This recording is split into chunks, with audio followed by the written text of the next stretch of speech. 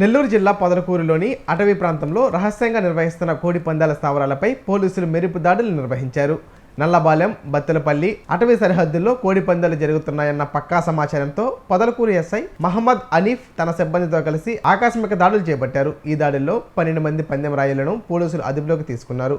వారి వద్ద నుంచి 3 పందెం కోళ్లు, 8 ద్విచక్ర వాహనాలు, 2 ఆటోలు మరియు 12,000 నగదును స్వాధీనం చేసుకున్నారు. మండలంలో అసాంఘిక కార్యక్రమాలకు పాల్పడితే ఎంతటి వారినైనా ఉపేక్షించేది లేదని ఎస్ఐ హెచ్చరించారు.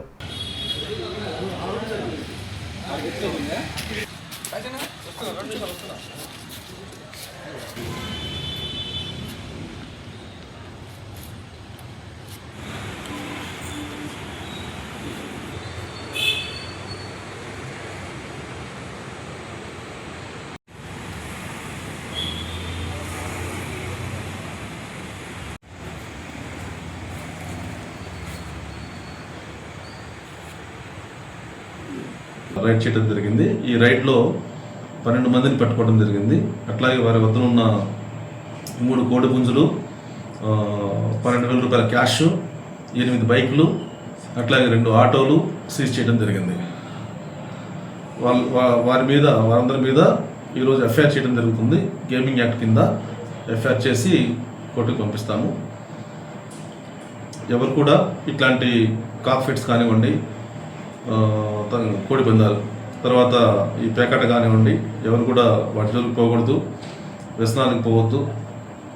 ఈ పేకాట కానివ్వండి, కోడి పందాలు కానివ్వండి, వీటి వల్ల డబ్బులు పోగొట్టుకొని అప్పులు చేసి మళ్ళీ ఆడి కోడి పందాలు కానీ పేకాట కానీ వ్యసనంగా మారిపోయి ఇంట్లో వస్తువులు, వాల్యుబుల్స్, బంగారు నగలు, ఆడవాళ్ళ నగలు అమ్ముకొని చాలామంది అప్పుల బాధపడి అప్పులు కట్టలేక సూసైడ్ చేసుకోవటము ఇట్లాంటివన్నీ జరుగుతున్న నేపథ్యంలో మేము స్ట్రిక్ట్గా కోడి పందాలు కానీ పేకట కానీ ఆడొద్దని చెప్పి ఆడుతున్న వారిపైన రైడ్స్ కండక్ట్ చేసి చట్టపరంగా యాక్షన్ తీసుకోవడం జరుగుతుంది.